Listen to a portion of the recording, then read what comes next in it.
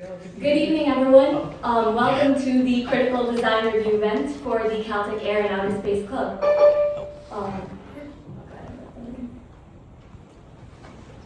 My name is Priyanka Sapajapalaji, and I'm one of the co-chairs for the Caltech Air and Outer Space Club. I'm also one of the leads for the SpectraSat project. Hi, I'm Noah Howell, the other co-chair of the club, and I'm the project lead for the robotics project. So first of all, I'd like to start by saying thank you to everyone for taking the time from your busy schedule to support us and be willing to provide us with your feedback. We really appreciate it. So we're looking forward to sharing the projects that we've been working on.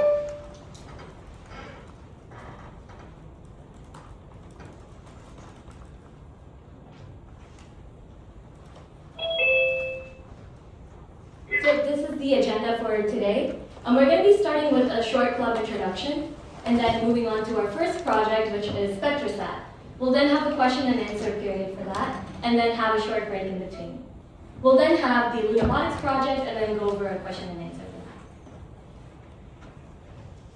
that. So I'd like to start by providing some background for what the Caltech Air and Outer Space Club actually is.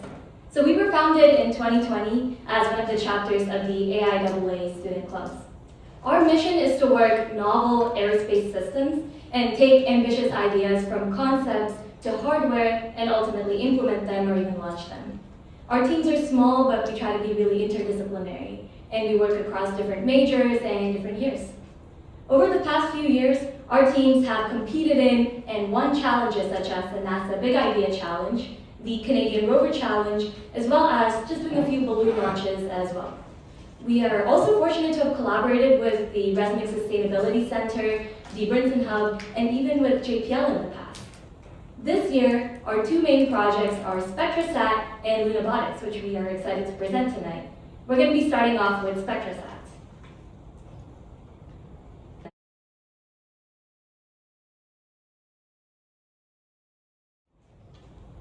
So I'll begin with some of the scientific motivation for this mission. Many major greenhouse gas emission sources, such as wildfires, coal power plants, and industrial manufacturing, generate dynamic carbon dioxide plumes that are hard to track. The current satellite systems provide global measurements and are highly accurate, but they're not always optimized for sustained observation over specific emission sites like the ones I mentioned. There's a need for sustained monitoring over specific locations. At the same time, traditional CubeSats can cost upwards of $100,000 per year. So our solution is SpectraSat. SpectraSat is a low-cost, high-altitude balloon and CubeSat that uses compact spectroscopy and solar power to monitor carbon dioxide emissions in real time. So there are a few key parts of our overall system. We have the solar power system, which has 4 solar panels that collect energy and log voltage onto an SD card. We also use a carbon dioxide spectrometer, the Fabry-Perot interferometer specifically, which has lenses and a photodiode. We also have telemetry and data logging, which transmits temperature, pressure, altitude, and GPS, along with spectrometer data, all as part of this mission. So the mission begins when it's first launched via a high-altitude balloon to the stratosphere. Then, the spectrometer measures carbon dioxide, and we also have additional monitoring systems for temperature, pressure, and location.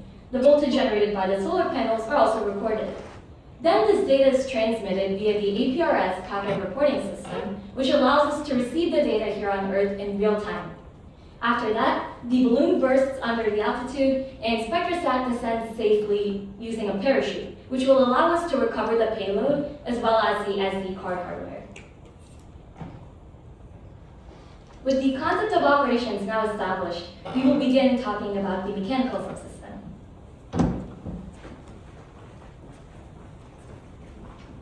All right, hello everyone. My name is Parnita Singh. I am a first year here at Caltech studying mechanical engineering, and I am the lead for the mechanical system. So, let me clear both my stick. All right, so here you can see basically just the overview of the mechanical housing. As you can see, this is going to be a 2U housing that's going to be built from these 6 aluminum plates, which are just fastened together using screws that go into these little corner blocks that basically have tap holes in them. So this allows it to be really modular and also really easy to assemble and disassemble. So when we're doing different tests or different flight configurations, it's easy for us to assemble all the components. Furthermore, we have, as you can see, these X-shaped ribs and cutouts. These allow us to balance stiffness with mass considerations, keep things pretty low mass because it helps triangulate the load paths and it spreads the loads to the corners and it prevents any kind of, and then also allowing us to remove that low value material. So you can also see that we have these external openings, same in the foam. This allows us to interface with any sensors that need to be exposed to the ambient and also things like the solar panels, which will be mounted to the sides. We have those cables that need to be going from the outside to the inside, so this allows for that. Furthermore, we have these kind of built-in slots, as you can see right here, to secure the foam. The foam is being used for thermal consideration, for thermal management, but also structural, so when the CubeSat comes down, it'll help with that landing. And we chose to use XPS foam. This is a closed cell foam, which is also marketed as being moisture resistant, and it has a solid R per square inch around 5, which is good for the thermal management that we will be facing.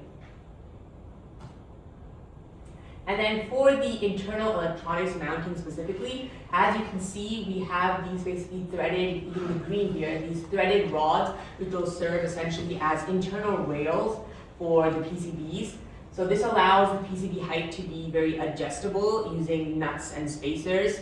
So depending on how we want to configure the boards, we can very easily customize that using like nylon nuts that are anti-vibration, which again will allow for mechanical alignment even during vibration.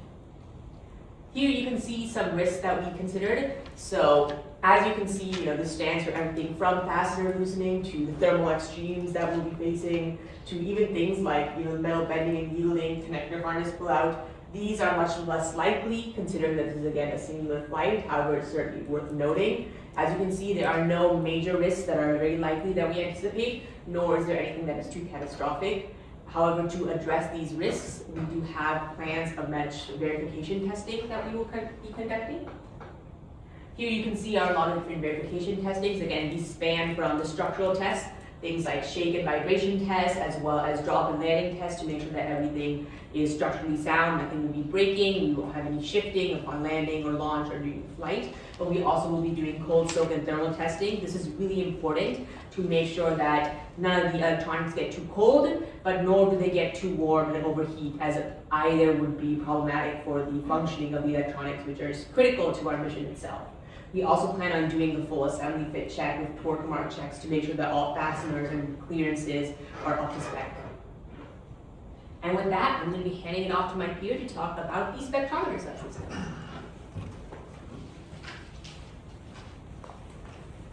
Hello, my name is Marcus King. I'm a first-year astrophysics major, and I'll be talking about the spectrometer subsystem. So, one of our goals is to measure the essentially the abundance of a pollutant in a gas column beneath SpectraSat. We want a compact design, a high resolution, and a low cost. So one thing that's interesting is that many spectrometers and interferometers cost a lot. Things that are very complex require a lot of optical manufacturing and occasional thermal stability, and so we went with the Fabry Pro interferometer. This is essentially a cell made with two planar mirrors coated with a dielectric coating, with a photodiode at the end. It essentially takes in the wavelengths filtered light. Greenhouse gas plumes also have well-characterized spectral lines in near infrared and optical. So we looked at specifically carbon dioxide because it has a really good absorption in the band that we want to look at. Our range of interest is 1280 to 1600 nanometers, and CO2 lines are really present in that backscattered radiation. We can measure the power integrated over the area of the photodiode from the essentially spectrum, and then we can take that through a radiative transfer model, which is going to be able to essentially look at what the column abundance is. So because carbon dioxide is abundant, again, it varies a lot by location, it's kind of the ideal pollutant. But the question then becomes, how can we tell if this SPI is going to be effective, right? How can you tell if it works in theory? One of the things we wanted to investigate was the resolving power, because that tells a lot about how the FPI is actually going to fare.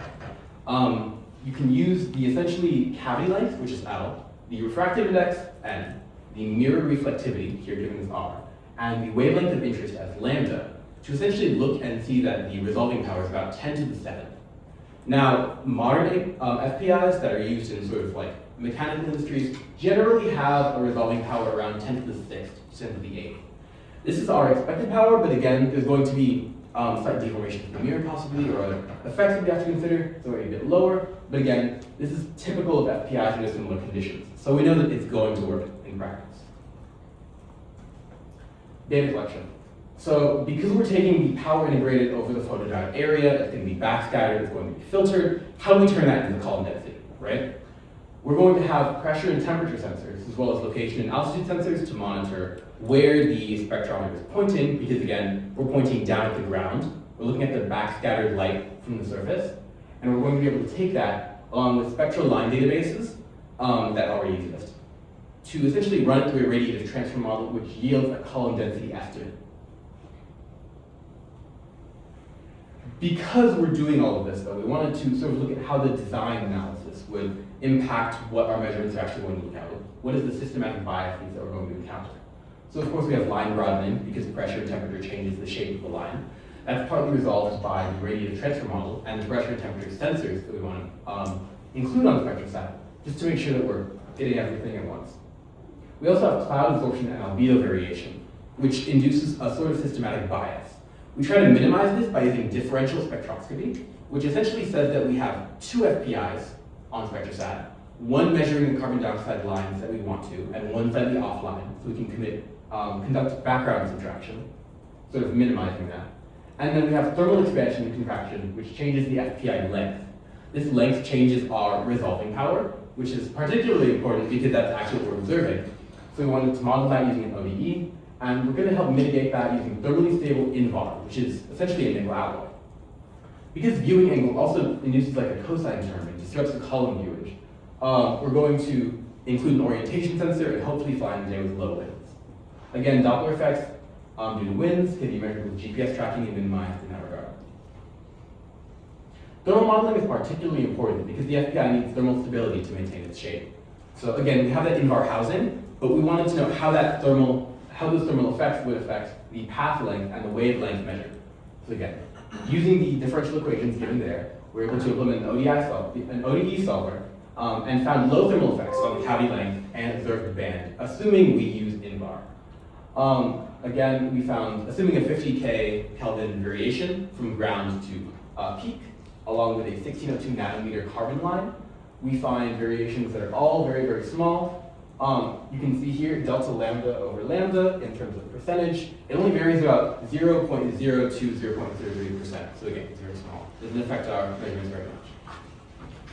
For the design, of course, we have two mirrors with dielectric coating, we have an air gapped cavity, INVAR, and a photodiode that we use, which is primarily composed of indium, gallium, and arsenic. The offline FPI is constructed similarly. The wavelength range differs, and again, it's pointed at the ground. So like, you're looking at the ground. The photodiode measures the wavelength-dependent power, and we use two Thorlabs FD05D indium gallium arsenic photodiodes because they have a really good responsivity and the peak wavelength in the CO2 range that we want to look at. This determines a value between 0 and 1, which scans the FPI every 500 milliseconds, and essentially allows us to have really high data resolution. This is then amplified and set to our PCB. Now I'll pass it on to the solar panel subsystem.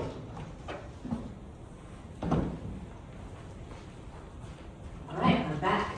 So I'm going to now talk about the solar panel subsystem that we're implementing. So as Priyanka previously touched upon, we're going to have solar panels on our SpectraSat.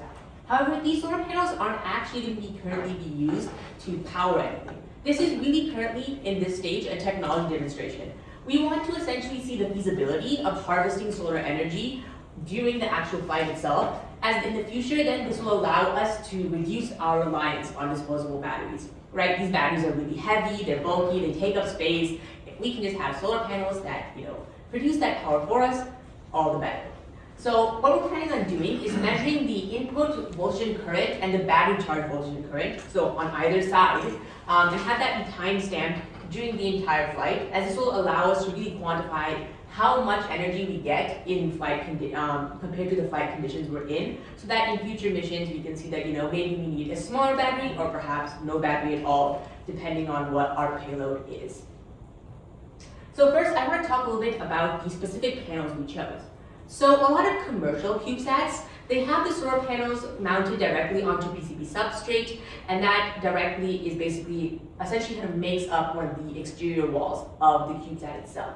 However, these can cost like $5,000 to $10,000, which is just a little bit over budget for us.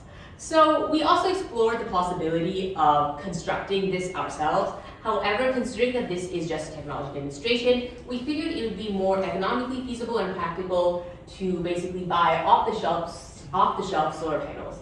So we decided to go with these voltaic systems, 1.2 watt, 6 volt panels. As you can see, the dimensions are perfectly aligned with the size of our CubeSat, and the mass is fairly low, so we do not need to worry about this exceeding our mass budget. Furthermore, there is sufficient headroom for charging a one-cell LiPo battery, which is what we plan on doing. And these panels are also nice because they have this thing called EFTE encapsulation. This makes the panels much more robust against the elements, so things like dust and sand, which we will be facing in our launch area in the desert, as well as extreme temperatures, so things like extreme cold or extreme heat. These panels will be more feasible for them to withstand those conditions. Plus, just a nice little bonus, these panels have solar pads, so we can essentially pick what cable we're using, so we can make sure to pick a keyed cable that is much more secure and vibration tolerant. Next, I want to talk a little bit about the panel wiring. So we decided to go with having the 4 panels configured in parallel as opposed to 2 in series or all in series. So why did we want to do this? Well, basically, when a solar panel is illuminated, it acts much more like a current source than a voltage source. This means that the current voltage curve is such that at a fixed temperature, changing the irradiance that the panel sees basically changes more so the current level, and the voltage changes much more weakly. So this means that as the panel are under uniform dimmer light, you're going to see much more so a current drop that is in proportion of the light, while the voltage is going to be staying pretty high. So this current dominant behavior with the irradiance is pretty standard for solar panels, but it also is why having constant voltage MPPT or managing behavior makes more sense. So that's why here, when we have these 4 panels that are configured in parallel, it's going to be much more tolerant of partial shading, as the unshaded panels are still going to be able to hold up that bus voltage, while the shaded panels are just going to be contributing little current.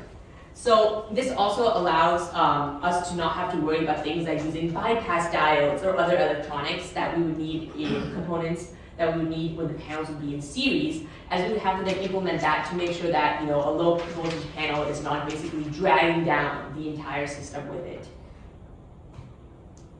So I'm just going to briefly talk about some of the components that we selected. Here you can just see, basically this is a zoom in on these 2 components wired in the schematic. So first of all, for the microcontroller, we decided to go with the Arduino MPR0. This is a very compact microcontroller, as you can see from this image here. It has a 3.3 volt ecosystem, which is very standard for I2C. We don't need any level shifters or anything, which again makes our job easier. And the reason this really appealed to me was it has built-in micro SD card logging. This eliminates the need for an external micro SD card module, so it just reduces another possible source of failure, another possible source of error, which again, simplicity is king when it comes to any sort of engineering project. Furthermore, we're going to have this DS3231. This is just a very simple I2C real-time clock. It allows us to tag the log with the actual date and time instead of relying on the Arduino's inbuilt millisecond feature. Just again, will make that data analysis much more easier for us. And now for the more interesting part, the actual MPPT chip that we chose to go with. So we chose to go with this is a buck boost. The official name is BQ7620. It's a buck boost charger, and it can this means that it will be what is interfacing with the variable voltage source, which is the solar panels, and the actual battery that we are charging, which is going to be what's demanding that specific charge profile. So the buck boost means that it can regulate the power stage when the panel voltage is above what the set point is, but also when it is below. So considering, again, we're going to be having some shading, there's going to be some panel voltage variability. This allows the charging to function in all those situations. Furthermore, it has basically integrated monitoring of the panel side voltage current as well as the battery side voltage current. Again, this reduces the need for any sort of external ADC or monitoring chips or modules, which again, just simplifies things, means that we can use more so the coding side of things to extract the data versus having physical modules on the board. That makes it more bulky. Furthermore, it has these built-in safety features of thermal regulation, over voltage protection, over current protection. So in case things get too hot, this system itself will shut down, but we won't have to worry about things getting too hot and potentially damaging other subsystems like the spectrometer system, so we're still going to be able to get very good data from that. Here you can just see a very rough schematic layout of what the board itself will look like. As you can see, we're going to be planning on using these just JST connectors. They're keyed connectors. They're very compact, they're very lightweight. They're also very secure, so they're going to be more vibration tolerant. Plus, our current, the actual volt current that we're targeting for MPPT is 0.7 amps. So with this current margin of 2 amps, we are well within that limit. Furthermore, just to go over a few robustness features that we have, we're going to have a Schottky diode at the input that prevents any reverse polarity protection. So if something happens to one panel, it's seeing almost no sunlight, we don't have any backfeeding going into that panel. Furthermore, lots of input capacitors to handle any transients. Again, this is a very highly variable environment, so having those input capacitors helps with that. And then of course, we're going to be having plenty of test points to make sure that everything on the bench when we're using our oscilloscope to do that bench testing is responding as we expected. Time-ready bus, just to outline it, is very simple I2C with just those two components, that the MPP chip and the actual I2C clock. Just now to briefly go over the actual mounting for the solar panel. So we're going to have the panel that's going to be bonded to a machined aluminum backing plate, which is what you essentially see here in the green. This is just going to be connected to the housing. You can see this whole pattern right here, just with some washers and nylock nuts. Again, this will allow it to spread these multiple points of attachment, spread the load. The nylocks are vibration tolerant. And then we're also going to be having the primary retention of the panel itself is going to be using this 3M Scotch rolled epoxy. So why this specific epoxy? Well, a lot of conventional epoxies or even things like super glue, they get very brittle at cold temperatures. And this is rather problematic, as this CubeSat will be going up into the stratosphere, which is quite cold. So this epoxy has a much better thermal profile, and it's much more flexible, so therefore less brittle compared to conventional epoxies. But of course, we don't want to be fully reliant on that, right? Epoxies are best under shear, but they're not that great for peel. So we're planning on having secondary retention with essentially little corner clips that sort of act as a bezel setting, if you will, for the panel. And this will help keep it in place, even if the epoxy has some peeling, has a bit of failure, we still have this secondary retention in place. Here you can, again, this is a small risk matrix for the solar panel system. One thing to point out is that here we have a much more significant chance of that shading, orientation, and variability that I talked about. Again, depending on what time we launch, what the weather conditions are when we launch, and also how the payload is spinning, how it is angled in comparison to the actual balloon that's going to be above it. There is significant variability there. That's also why, as I talked about, we have all these different design considerations and design decisions we made oriented around that variability. Of course, there's also things like the panel debonding due to any shock or vibration, any connector intermittency, any corner clip loosening. However, as I will go on to the next slide, we have all these validation tests that should help address these. Again, we have the mechanical qualification tests, very similar to those I talked earlier with the pull test, vibration, and shake test. But here you can also see our classic electrical validation tests, continuity checks, polarity checks, making sure that I2C telemetry is working correctly, as well as outdoor power polarization is really, really important here. Testing the panels under different lighting conditions, seeing how they behave, seeing what that voltage profile is, what that MPPT behavior is, and finally, doing that end-to-end flight rehearsal where we just put it on the lab bench, run a 5-hour test, make sure that we're able to log all the data to the SD card. We don't have any dropouts of the voltage from the MPPT, or we have any other issues there. And with that, I'm going to hand it off to talk about telemetry and data acquisition.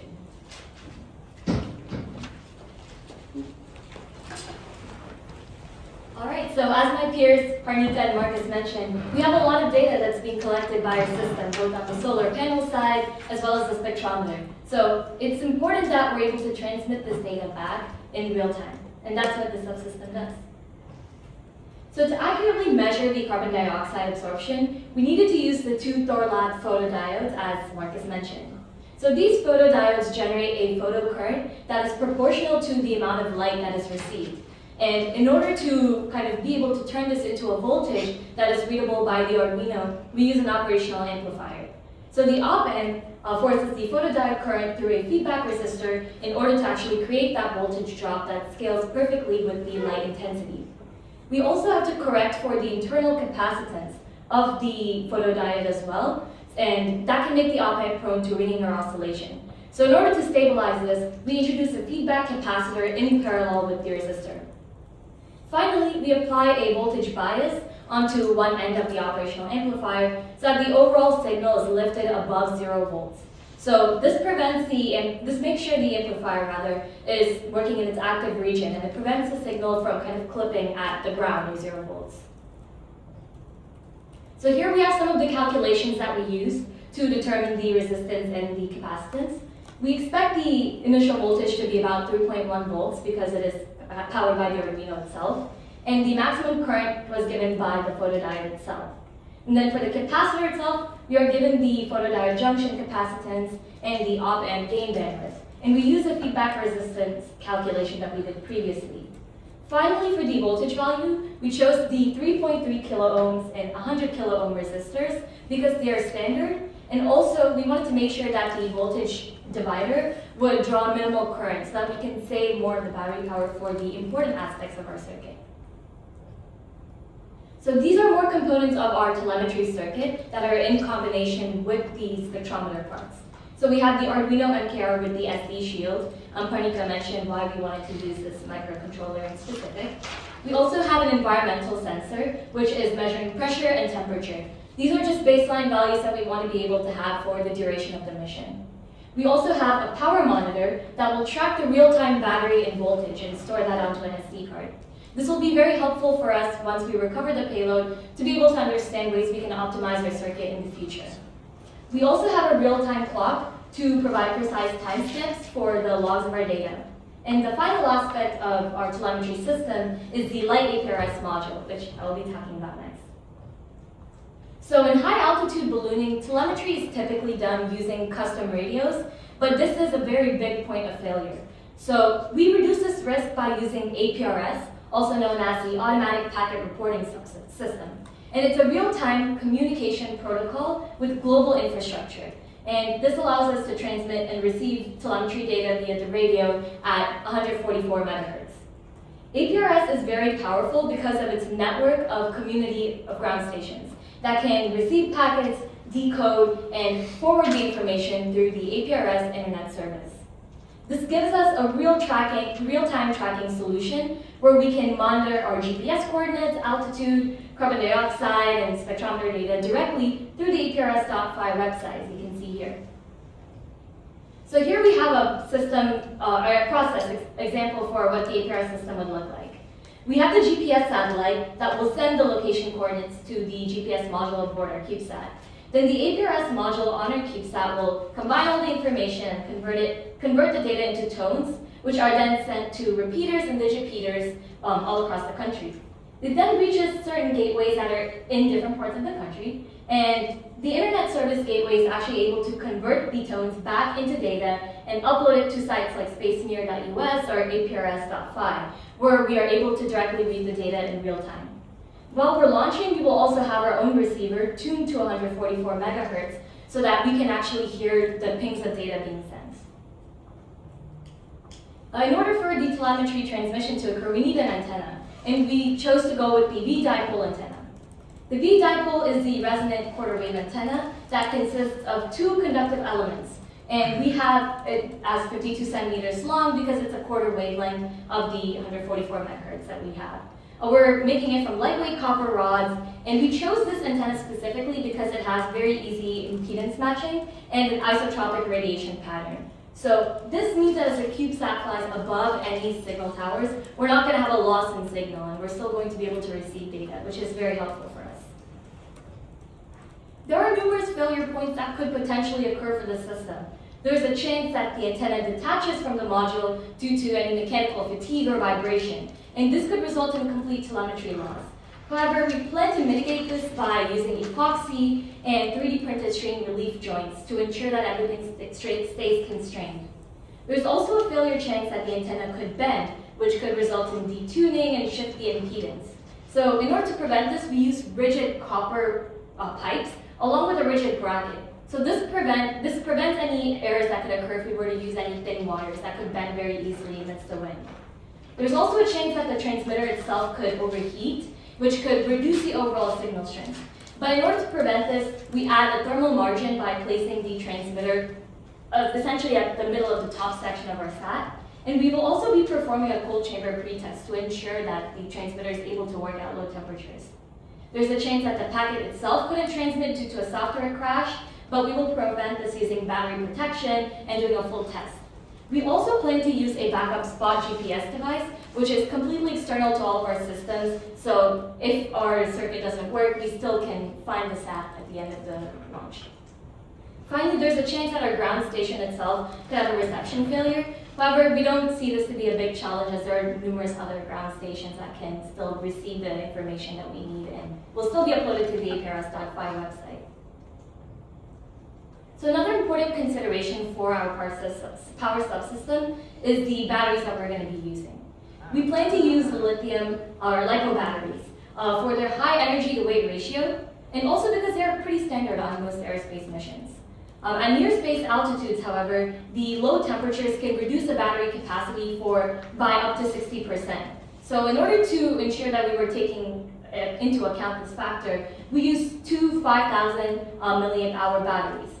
This will give us about 6 hours of capacity, although we expect our mission to last about 2 hours, so we are well within our safety margin. In addition, we'll also use an insulated sleeve with internal Joule heating that will ensure that the heat generated by the battery is also used to keep it at a higher temperature. So this will allow the battery to stay warm and continue to perform closer to optimal conditions. We could also use a Peltier heating device if that's necessary inside our CubeSat. We will know after we do more of our TVAC testing. So in addition to all the mechanical components for our CubeSat, we wanted to discuss some of the launch mechanisms and how this CubeSat is actually going to get to space. So there are a few key aspects. We start with the radar reflector, which is required by the FAA, and we use it to enhance visibility for tracking. This is tied directly above our CubeSat. We then have the parachute, which will slow the CubeSat for entry, descent, landing. We then have a bounder that is attached to the parachute itself. And the role of the bounder is to detach the payload from the balloon if the CubeSat ends up exiting a certain radius of area that we determine. And this is very helpful for us because you may know that there are quite a few Air Force research labs that test around this area, and we don't want our CubeSat to enter their location. Finally, we have the balloon itself, which is actually going to lift the payload and then burst at peak altitude, and will bring us to the stratosphere. Our total estimated project cost, accounting for all the costs associated with the spectrometer, launch, and essentially all of the hardware, is about $1,500, which is less than 5 times a lot of the industrial CubeSat costs. We're still able to provide accurate data regarding carbon dioxide, and we're still able to provide the data in real time. So we're very excited by the possibility that we're able to do this for a low cost. So with the budget and hardware now accounted for, we mentioned launch operations. On the day of the launch, and 5 days in advance as well, we plan to use the Sonda flight trajectory planning software, which will help us account for factors like wind, temperature, and help us predict exactly where our balloon will go. So this was an actual Sonda trajectory that we had run for one of our past CubeSat launches. We launched in Lancaster in the morning, and this was exactly what our trajectory planned, and we just have to input a few bits of information, which will be incredibly helpful for us.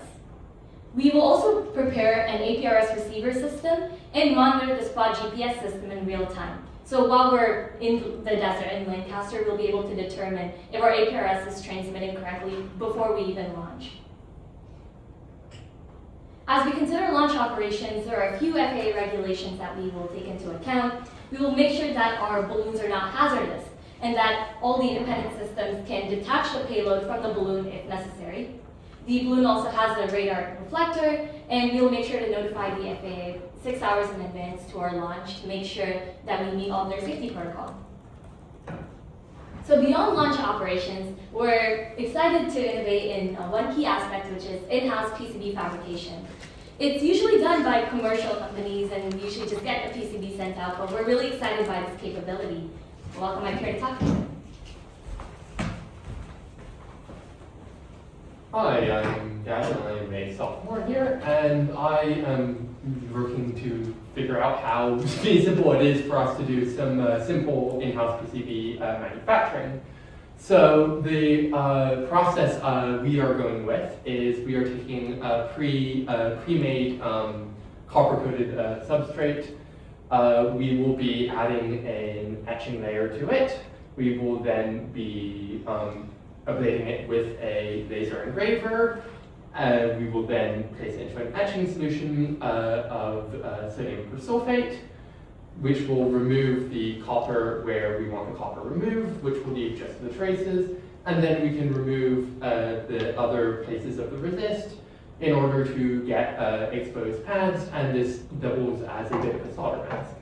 Thus far, I've got some successes and some failures. So I have successfully been able to test the coating of the resist. Worked well. Ablation with a laser also worked well. However, my initial test with etching, there was an issue where my borosilicate glass turned out not to be borosilicate glass, and etching solution got spilled. So I now have an actual piece of borosilicate glass, and we'll be testing that pretty soon. That's pretty much it. Thank you. This is the end of our presentation. We're happy to answer your questions.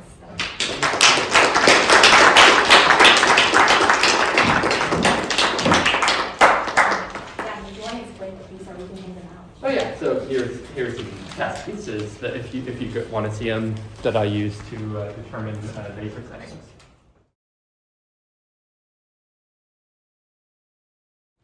Yes, gentleman in the back. Hi. Yeah, so the first thing that I noticed, probably the biggest thing that I noticed towards the last slide was the thing about the bounder. So how exactly does that work with, because you said it will separate the, like you said, it goes over, yes, if it goes over like somewhere the balloon shouldn't be. How sure would you be that once you separate it, it wouldn't fall further into that zone you don't want it to be? That's a very good point. So to answer your first part of your question, which is how does the bounder work, it's essentially just going to disconnect the balloon from the rest of the CubeSat. So if the balloon has still not bursted, then this means the parachute hasn't deployed. So the role of the bounder is essentially just to make the parachute deploy like instantly. And to make sure that we don't enter the area that we don't want to, we do this by just ensuring that the radius of where we want our balloon to go is very, like, it has a far distance away from places like the Air Force Research Labs and places like that. So even if the descent has to continue for about 30 minutes or so, we are still not at risk of getting near those areas. Okay, so you like have like a bunch of buffer. Yes. And will that be dependent on how you see the weather? Yes, yes. Yes, and that's why we run the flight trajectory software in advance too. Okay. Yes. How much does a parachute cost? The parachute itself costs about, I didn't see it on the list. oh, we combine that with the balloon because the place that we buy it is the Kmart Systems, and they sell them together, and together they're about $250. The size of our balloon is going to be fairly small, around 3,000 grams. So. Appreciate it. Now, I didn't see that there. Take that. So you've got some conflicting requirements here. One is, this is a learning project where you're doing lots of things and learning how to do this, which is fantastic. The other requirement is you want to actually get the data and prove the mission successful. You don't need solar arrays for this. No, sir. You can do it completely on batteries. Yes, sir.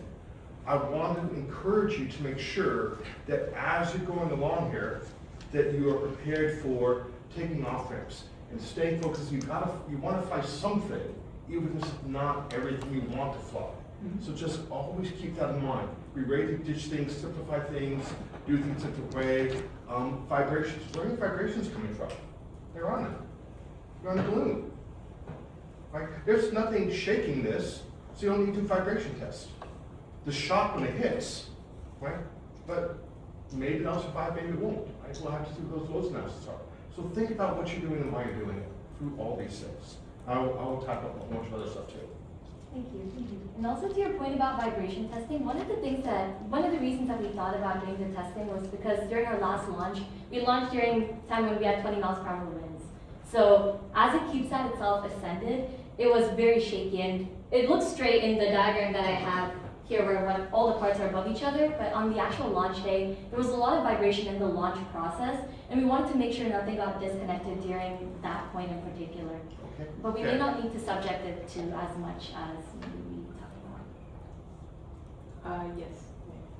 You mentioned an orientation sensor when you're talking about the science in order to be able to parse out some of the data, but I didn't see it on your list of modules or any details. Is it included in a different place? Oh, are you talking about the orientation sensor for the spectrometer?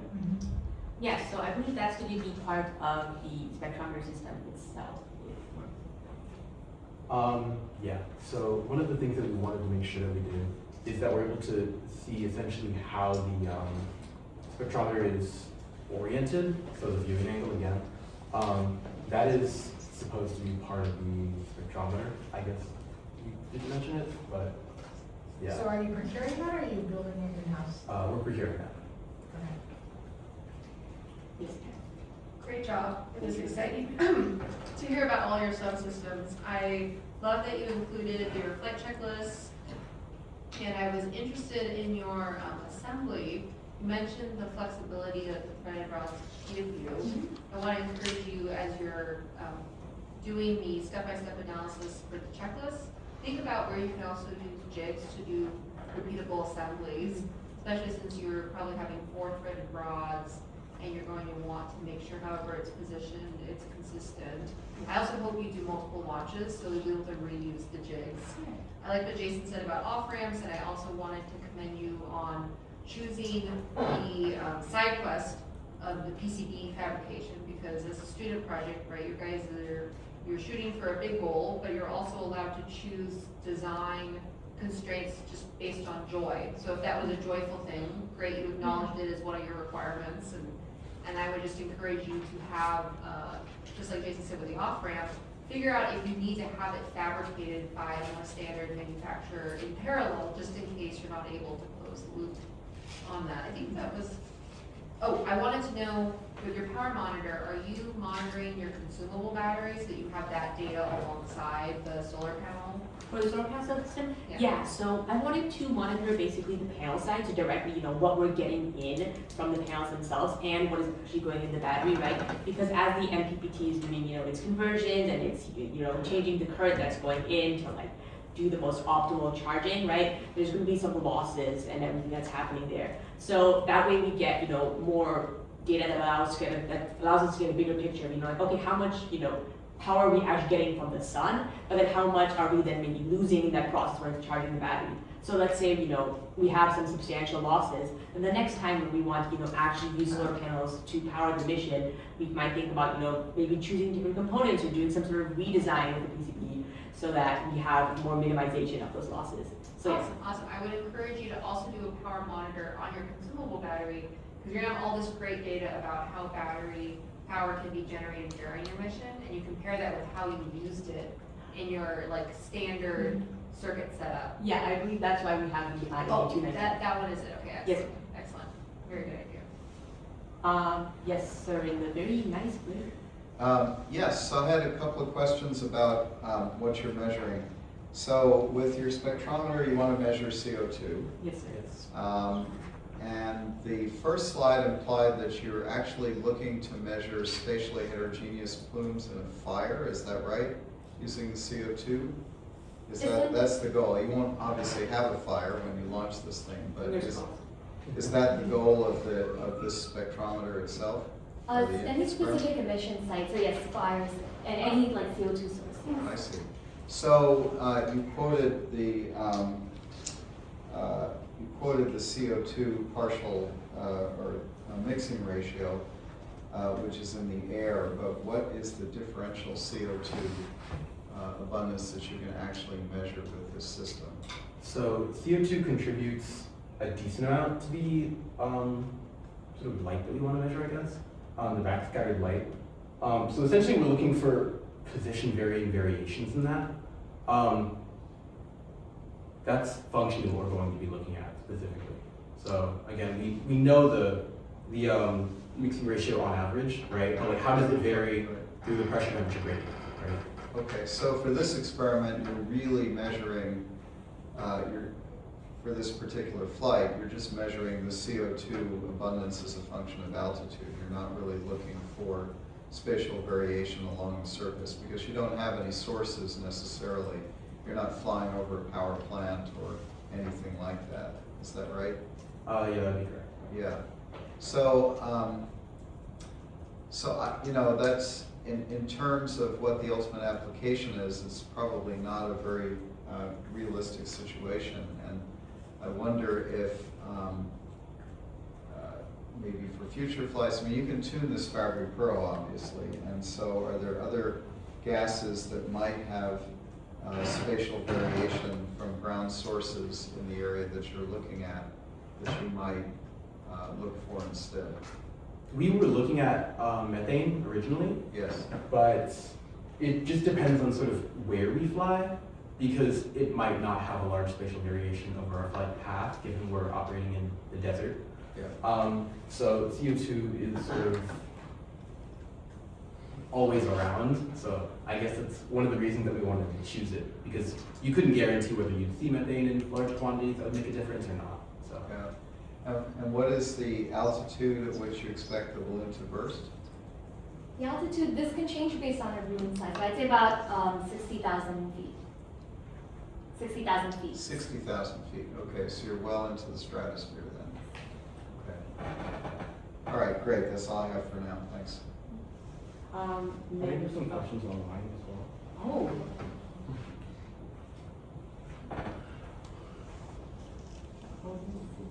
How do you access this question? The chat.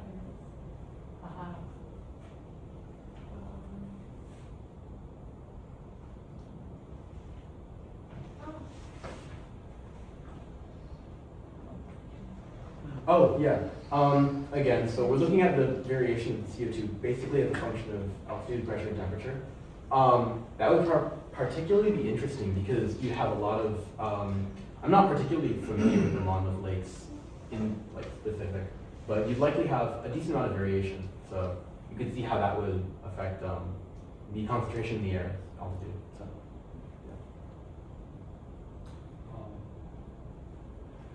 I was thinking, this is just where you just add a certain amount of the spectrometer we're doing on the side.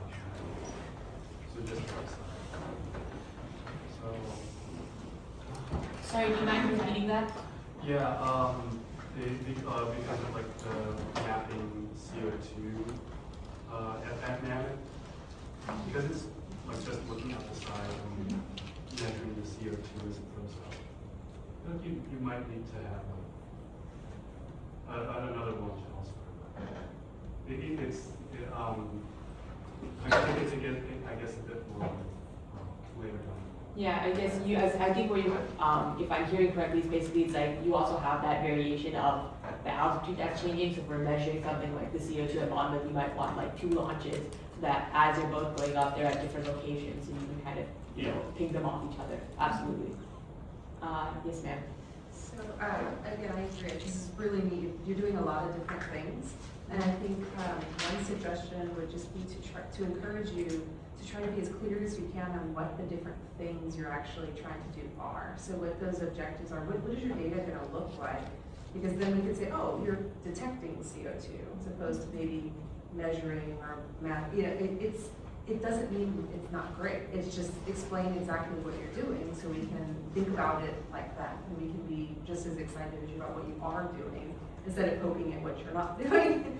And so, like, for example, when you talk about in the science, you talk about what the data might look like. So at the end of the day, we can make a plot that looks like this. Okay. Right? And so it helps people understand what to expect. Like, what does a success look like? And if you can just say, this isn't real data, but at the end of the day, it'll look like this, then if you've thought through, what do I have? What do I still need? What can I do with this? And so you're not necessarily selling that we're going to solve all the world's problems for under $1,500, but you're going to do some really cool things for under $1,500 that are very worth doing in their own right.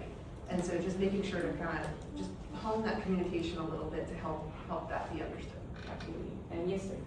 All right, so I had some questions when looking at the instrument and the data, and thank you very much. So I was looking for what is the sensitivity that the instrument needs to be able to display so you can distinguish between different levels, and then your range. And I appreciate the way that you bias things above a certain voltage so you're going to be able to sense it. That also goes along with my follow-up question about the resolution of your EC.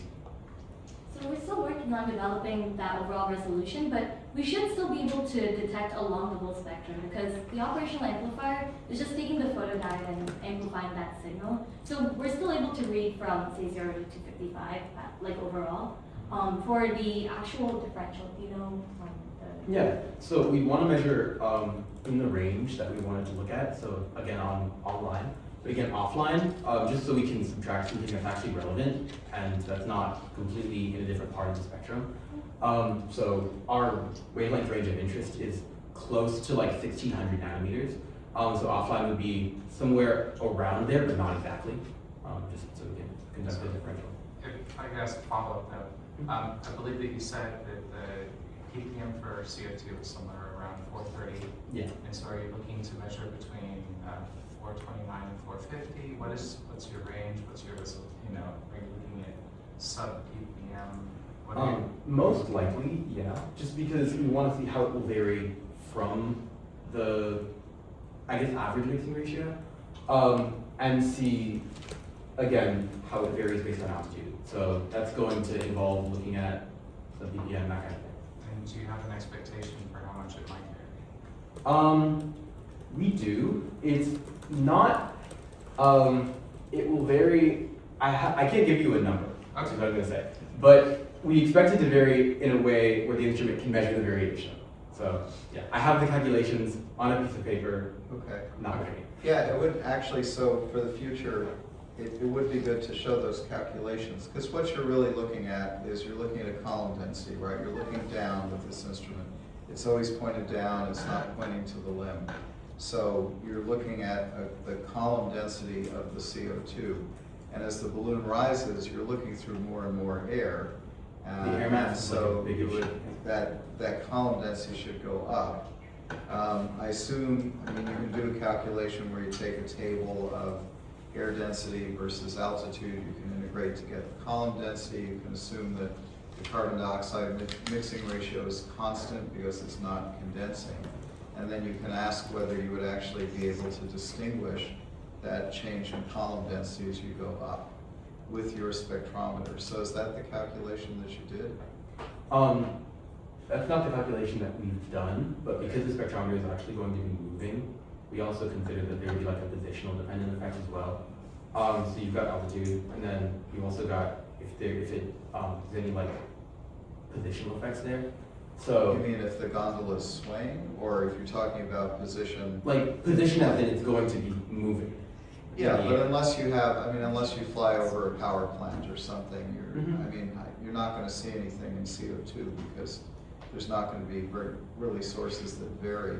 What I'm more concerned about is you're going to see the same spectrum as you go up, and you can see whether that's the case by just doing a pretty simple calculation of column total column density, integrated column density versus altitude to see if the line area will change enough to see it in the spectrometer.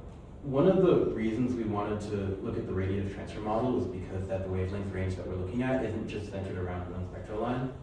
We've got a decent amount of absorption throughout the 1280 to 1600 nanometers that we're going to be looking at. So that's primarily the reason that we opted for that as opposed to like just looking at the opacity as derived from like the power or something and being able to turn that into an estimate of column density. But yeah. With that, we'd like to thank you for your questions, but we're going to go on a short break for a couple minutes. We have food outside. Maybe it was a good question. Yeah, I'm also happy to answer that one. Spinning, I like that one. Yes. Yeah. Back off a little If it starts rolling, then you know the stability under wind. If it's not going to be damp as it's rolling. Yes, it does in fact tend to spin quite a lot. Our launch last time with Orbit Novo did actually get launched with a pretty significant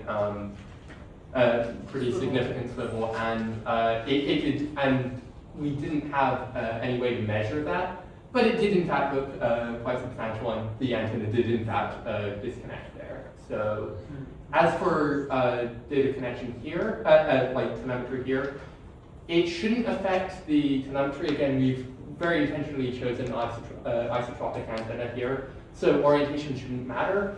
Additionally, compared to the rate of change of visible, the speed of light is significantly faster. It shouldn't affect things too much.